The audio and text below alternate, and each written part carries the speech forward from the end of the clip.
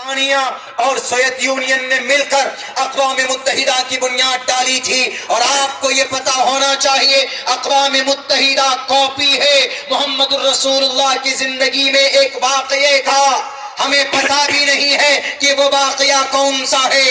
جب اقوام متحدہ نے دیکھا اس تنظیم کو بنانے سے پہلے کہ یہ اس جنگ میں 5 کروڑ لوگ گاجر مولی کے طرح کاٹ دیے جاتے ہیں، اگر اسی طرح جنگ ہوتی رہی تو اس زمین سے انسانوں کا خاتمہ ہو جائے گا، اس زمین سے لوگ ختم ہو جائیں گے، دنیا کے اوپر پھر کون بسے گا؟ مانو کی حفاظت کے لیے، مظلوموں کے انصاف کے لیے، جن کو جانوروں کے نام پر مار دیا جاتا، راجستھان کے اندر جنید اور ناصر کو مارا گیا، ان کے 12 بچے ہیں، ان کے بچے یتیم ہو گئے، ان کی بیوی بیوہ ہو گئی، ماں ان کی بے سہارا ہو گئی، ان کے لیے آواز بلند کرنے والا کوئی پیدا نہیں ہوا۔ لیکن وہیں پر جو قاتل ہے، جو مجرم ہے، ان کو بچانے کے لیے بڑے جلاد لوگ، پورے گاؤں والے لوگ کھڑے ہو جاتے ہیں۔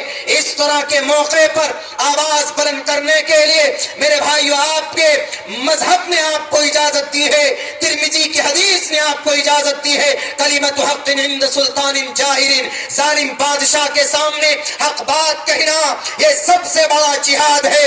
جہاد کا مطلب تلوار لے کر سر قلم کرنا نہیں ہے، آواز بلند کرنا ہے۔ کب تک مصلحت کی چادر اوڑھ کر اپنے منہ میں تالے لگا کر بیٹھے رہیں گے؟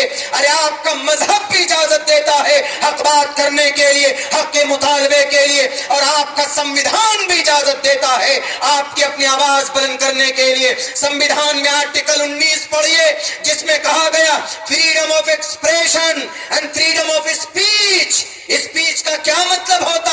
SPEECH، اسپیچ مطلب بات کرنا، اپنی آواز کو بلند کرنا، فریڈم آف ایکسپریشن اپنی منشا کو ظاہر کرنا۔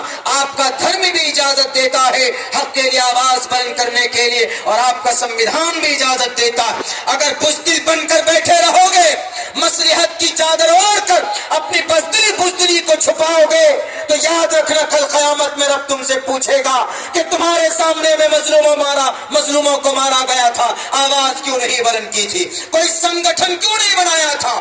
محمد نے سنگٹھن بنایا، رسول اللہ نے جماعت بنائی، اور رسول اللہ کی جماعت کو دیکھ کر یہودی نے جماعت بنائی، رسول اللہ کی جماعت کی کاپی کر کے یہودی نے جماعت بنایا۔ یونائٹڈ نیشن، اقوام متحدہ، نبی کی کاپی کر کے یہودی کامیاب، اور ہم مسلمان عاشق رسول کا دعویٰ کر کے گاجر مولی کے طرح کاٹے جائیں۔ کیا ہے لاجک یہ؟